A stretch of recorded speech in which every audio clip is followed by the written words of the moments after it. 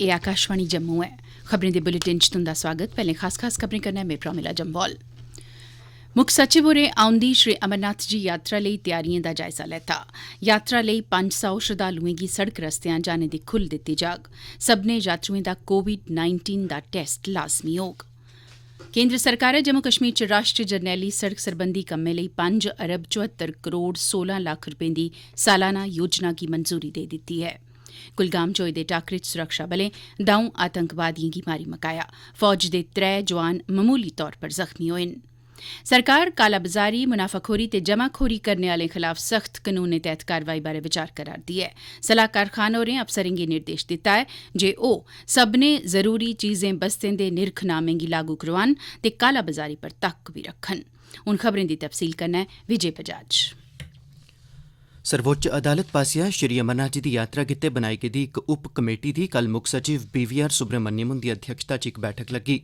इस ब'रे दी श्री अमरनाथ यात्रा दिएं तैयारिएं दा जायजा लैंदे होई मुक्ख सचिव होरें आखेआ जे कोविड-19 महामारी गी ध्याना च रखदे होई आपदा प्रबंधन कानून दे तैह्त राज्य कार्यकारी कमेटी बनाई गेदी ऐ, जिन्नै मानक संचालन आह्लियां प्रक्रियां जारी कीती दिआं न, जेह्दे तैह्त जम्मू कश्मीर औने आह्ले 100% लोकें दे RT-PCR टेस्ट करने दा प्रावधान ऐ। उनें आखेआ जे जम्मू कश्मीर औने आह्ले सब्भनें लोकें दे सैंपल लेइयै ओह्दा टेस्ट करियै उच्चर उनेंगी क्वारंटीन च रक्खेआ जाग जिच्चर उंदी रिपोर्ट नेगेटिव नेईं औंदी। उनें आखेआ जे एह् मानक संचालन आह्ला तरीकाकार यात्रुएं पर बी लागू रौह्ग। मुक्ख सचिव होरें आखेआ जे हालात गी ध्याना च रखदे होई इस ब'रे आह्ली अमरनाथ यात्रा सीमित तरीकै नै सबूरी कीती जाग। जम्मू थमां सड़क रस्तेया हर रोज बद्धोबद्ध 500 श्रद्धालु गै अगड़े जान दित्ते जाङन। इब्बी जानकारी दित्ती गेई जे इस ब'रे बाबा अमरनाथ आरती गी दूरदर्शन परा जीवंत प्रसारित कीता जाग। मुक्ख सचिव होरें आरती दे बेहतर प्रसारण लेई मुनासब प्रबंध यकीनी करने पर बी जोर पाया ऐ। सिविल ते सुरक्षा प्रशासन दी इक उच्ची सतह दी बैठक च लेफ्टिनेंट गवर्नर हुंदे सलाहकार बसीर अहमद खान होरें कल सरबंधत एजेंसिएं कशा श्री अमरनाथ यात्रा 2020 गित्तै कीते गेदे प्रबंधें दे मुक्कदे रूप दा जायजा लैता।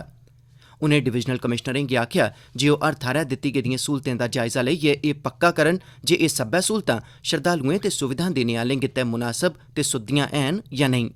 उनें क्वारंटीन गित्ते 200 बिस्तरें दी इक सुविधा देने पर बी जोर पाया तां जे संदिग्ध प्रभावितें गी उत्थै रक्खेआ जाई सकै ते लंगर आह्लिएं ते आधार शिवरें आह्लिएं सब्भनें थाह्रें सोशल डिस्टेंसिंग ते सफाई सुथराई यकीनी कीती जा।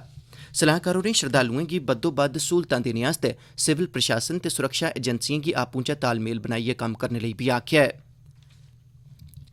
केन्द्र सरकार ने 2020-2021 आह्ले माली ब'रे लेई केन्द्र शासित प्रदेश जम्मू कश्मीर च राष्ट्री जरनैली शिड़कें सरबंधी कम्में लेई 5 अरब 74 करोड़ 16 लक्ख रपेऽ दी सालाना योजना गी मंजूरी दित्ती ऐ। इस सरबंधै च हासल होई दी जानकारी मुजब केंद्रीय सिड़क ट्रांसपोर्ट ते जरनैली शिड़कें सरबंधी मंत्रालय नै मंजूर कीती गेदी सालाना योजना च प्रस्तावित कम्में आस्तै अंदाजे तैयार करने लेई आखेआ ऐ।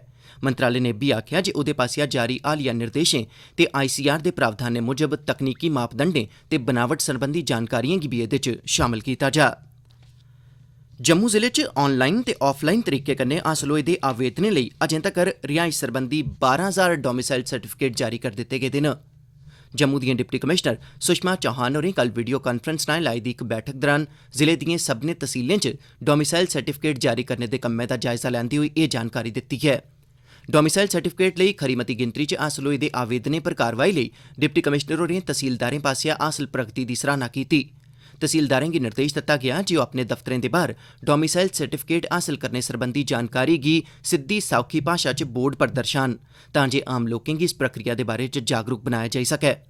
दूर दरेडे इलाकें च तैनात तहसीलदारें डिप्टी कमिशनर होरें गी जानकारी दित्ती जे उनेंगी इंटरनेट दी परेशानी दे चलदे ऑनलाइन हासल होने आह्ले आवेदनें पर कार्रवाई च दिक्कतें दा सामना करना पवा'रदा ऐ। प्हाड़ी जिले डोडा च अनलॉक दे बाद विकास बाद्दे आह्लियां गतिविधियां हून रफ्तार फगड़न लगी पेदियां न। शिड़कें ते पुलें सरबंधी मैह्कमे पासेआ केईं बड्डे प्रोजेक्टें दा कम्म तोड़ चाढ़ेआ जा'रदा ऐ, जिंदे च पछड़े पेदे प्रोजेक्टें आह्ली स्कीम दे तैह्त 64 करोड़ 46 लक्ख रपेऽ दे प्रोजेक्ट बी शामल न। जिला विकास कमिशनर डॉ सागर डी डॉयफोडे हुंदे निर्देशें पर लोक निर्माण विभाग डोडा नै जिले च तोड़ चाढ़े जा'रदे सब्भनें प्रोजेक्टें गी बेल्लै सिर पूरा करने लेई अपने अमले ते मशीनें दी गिनतरी बधाई दित्ती ऐ। एह्दा मकसद कोविड-19 महामारी दे कारण लाए गेदे लॉकडाउन करी बर्बाद होए दे समें दी भरपाई करना ते सब्भनें प्रोजेक्टें गी तैय समें दे अंदर अंदर सबूरा करोआना ऐ। इस बारै ब्यौरे दिंदे होई सरबंधत अधिकारिएं दस्सेआ जे 64 करोड़ 46 लक्ख रपेऽ दी लागत आह्ले पछड़े पेदे 31 प्रोजेक्टें चा अजें तक्कर 3 शिड़कें ते 5 पुलें दा कम्म सबूरा करी लैता गेदा ऐ, जिंदे उप्पर 4 करोड़ 11 लक्ख रपेऽ खर्च कर दित्ते गेदे न। ज़ेरे तामीर GMC डोडा बारे जानकारी दिंदे होई उनें दस्सेआ जे इमारत दे ढांचे दा मता सारा कम्म सबूरा करी लैता गेदा ऐ ते अजें तगर एह्दे पर 57 करोड़ 59 लक्ख रपे खर्च करी दित्ते गेदे न। जम्मू कश्मीर हाई कोर्ट दियां मुक्ख न्यायाधीश जस्टिस गीता मित्तल होरें कल जिला अदालती परिसर किश्तवाड़ दा दौरा लाइयै प्रिंसिपल जिला ते सैशनस जज किश्तवाड़ दे मुक्ख न्यायिक मैजिस्ट्रेट ते मुनसिफ किश्तवाड़ दिएं अदालतें दा निरीक्षण कीता। इस मौके उनें जिला अदालती परिसर च उपलब्ध ढांचागत सहूलतें ते उत्थे कीते जा'रदे कम्में दा जायजा बी लैता। मतैह्त अदालतें दे जजें, वकीलें ते बार एसोसिएशन दे होरनें सदस्यें उनेंगी अपनिएं मंगें बारै जानकारी दित्ती, जिंदे च एंटी करप्शन अदालत, उपभोक्ताएं लेई अदालत, महिलाएं लेई बार कायम कीता जाना मुक्ख तौरा पर शामल हा। मुक्ख न्यायाधीश होरें उनेंगी यकीन दोआया जे उंदिएं सब्भनें जायज़ मंगें गी बेल्लै सिर पूरा करी दित्ता जाग। मुक्ख न्यायाधीश होरें उनेंगी आखेआ जे ओह् अपनिएं मंगें आह्ला इक ज्ञापन उंदे दफ्तर च जमा करोआन तां जे तौले शा तौले इस सरबंधै च गैईं पुट्टियां जाई सकन। जम्मू दे डिवीजनल कमिशनर संजीव वर्मा होरें कल डिप्टी कमिशनरें ते होरनें सरबंधत ऐह्लकारें दी इक बैठक लाइयै किसान क्रेडिट कार्ड जारी करने, खाली पेदी स्कूली इमारतें दी अलाटमेंट, ठोस कूड़े कचरे दे प्रबंधन सरबंधी प्लांट लाने लेई जिमीं दी अलाटमेंट ते जम्मू खित्ते दे जिलें च होरनें सरबंधत मामलें च हासल प्रगति दा जायजा लैता।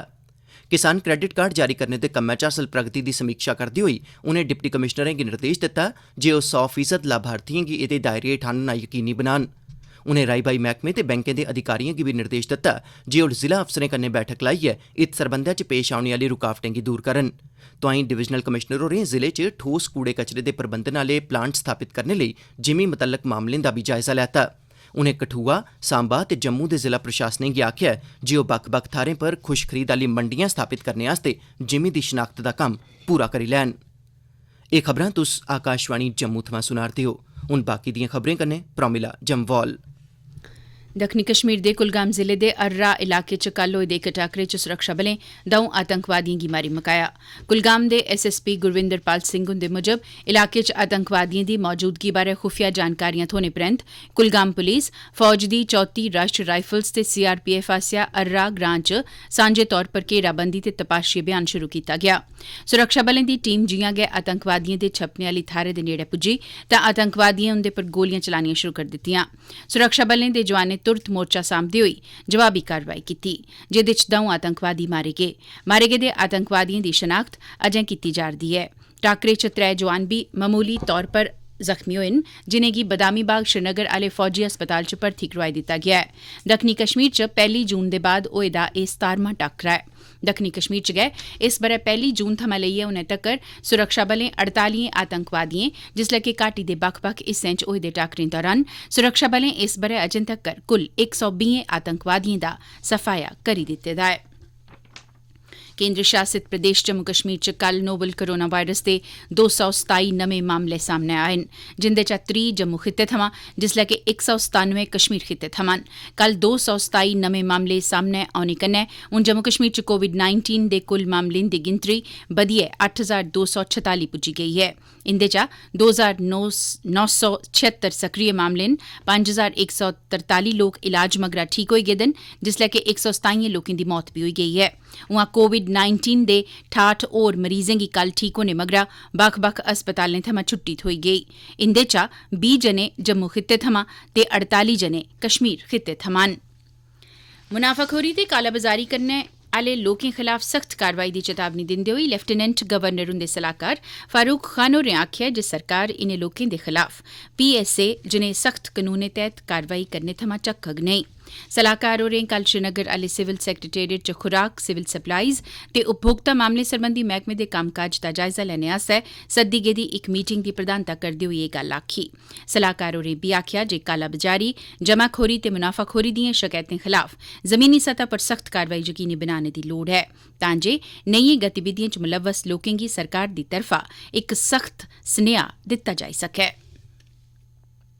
किश्तवाड़ दे जिला विकास कमिशनर रजिंदर सिंह तारा होरें कल पोषण अभियान तैह्त जिला अभिसरण योजना दी अमलावरी दी रफ्तार दा जायजा लैने लेई सब्भनें जिला अफसरें कन्नै इक मीटिंग दी अध्यक्षता कीती। ICDS किश्तवाड़ दे प्रोग्राम अफसर पवन परिहार होरें पोषण अभियान तैह्त योजना दी अमलावरी च हासल प्रगति बारै जानकारी दित्ती। DDC होरें सरबंधत विभागें दे अफसरें गी पोषण अभियान दे मनभांदे नतीजे हासल करने लेई रलियै कम्म करने लेई आखेआ। पोषण अभियान ते ICDS दिएं दूइयें स्कीमें दी असरदार असरदार अमलावरी च पंचैती राज इदारें ते होरनें लीडरें दी भूमिका पर जोर पांदे होई डीडीसी होरें पोषण हासल करोआने आह्लें गी आखेआ जे ओह् जमीनी सतह तक्कर इस महत्वै आह्ले अभियान गी सफल करने लेई आपसी तालमेल कन्नै कम्म करन। एह्दे कन्नै गै खबरें दा एह् बुलेटिन समाप्त होआ।